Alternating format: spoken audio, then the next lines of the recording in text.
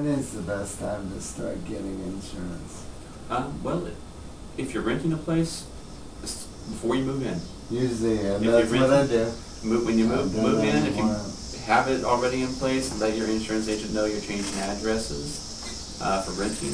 You know, it's a very important thing because on that aspect of it, if you're in a rental of an apartment where there's multiple units and you accidentally leave a candle burning that catches the place on fire and damages other units, then you're liable for damage to them too, and that's what your liability covers. Yeah, and it makes it even tougher if you don't have insurance. It does, because the apartment complex can come back to you and say, you owe us this much money, or the other renters that are in there.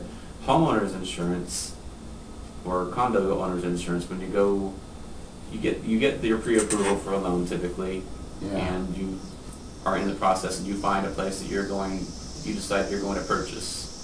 At that point, when you decide you're going to purchase it, I would suggest calling up your insurance agent, letting him or her know where you're moving to, what type of insurance you're getting, so they can start the process of getting a premium for you, because that needs to be sent to the mortgage company or the bank where you're getting your loan as a factor into the cost for that home.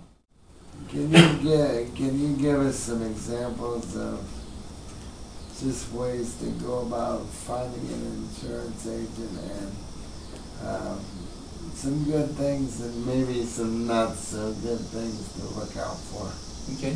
I always find, one of the better ways to look for an insurance agent is do some background work if you can. Talk to people who have their insurance with the place already. Go with companies who have a long-standing tradition of being in a company in force and in good standing. There's a lot of companies out there that many people have never even heard of, and not to say that they're bad, but you sometimes run a risk of getting an insurance company that's not going to cover you for what you need. It's done, like I said, and there's a lot of them out there. But there's companies out there also, I can speak for myself with American Family, who I work for, that we've been in Kansas since 1947. It's a what they call a Fortune 500 company. So they're a larger company, and you can get on the computer and see different insurance companies, and they have the ratings from independent sources that say this company's rated here, as far as their solvency and their ability to pay claims and such. So that's a good way to start. Look at that referrals. Talk to friends who have insurance. What should you do if you need to file a claim, and how do you go about doing that? If you need to file a claim, call your insurance agent. First and foremost, you should always they should provide you with the claims number, but I always, call your insurance agent to let them know what happened.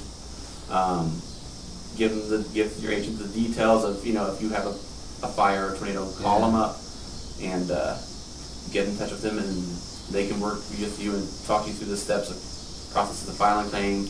You call a claims call center who will take all the information. You can have it one of two ways. Either you can call them yourself directly, or you give the information to your agent, and then they will call and file the claim for you, and set up to have somebody from the company, what they call an adjuster, meet with you and examine the loss, go through the steps of the process of getting everything replaced, repaired, and let you know exactly what you need to do from that point forward when you do have that loss, and put you back to where you were before. So it's a pretty simple process when you look at it as a whole. For the filing claim, you call your agent if you have a claim, if you have a loss. They can talk you through the steps of the process of calling the claims call center, getting an adjuster set up to come out and meet with you, and fixing your stuff back to where it was. How do you go about finding out what an individual may have in their contents, say it's damaged or whatever, and how do you go about figuring out how much you're going to cover?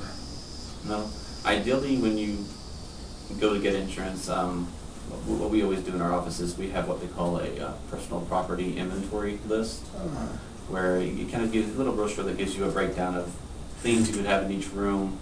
If you have, specifically computer equipment or a television, some higher valued items like that, we always suggest taking pictures of it or a video of it, writing down serial numbers that you might have, because if you have a fire, for example, if everything gets burned up, it makes it a lot easier for the adjuster to come out and you give them a list or pictures or a video.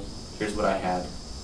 It's gone now, but here's what I had, so they can go, okay, we see what you have, we have your serial numbers, we know how much everything was valued at. Now, when it comes to clothing and stuff like that, it's more of a generalized. Do you just go with, like I said, do you just go with like a general, you have like a scale of, you figure, okay, they had this much, and go from there. Yeah, and what we try to do is try to replace what you had with new, like what you had at least.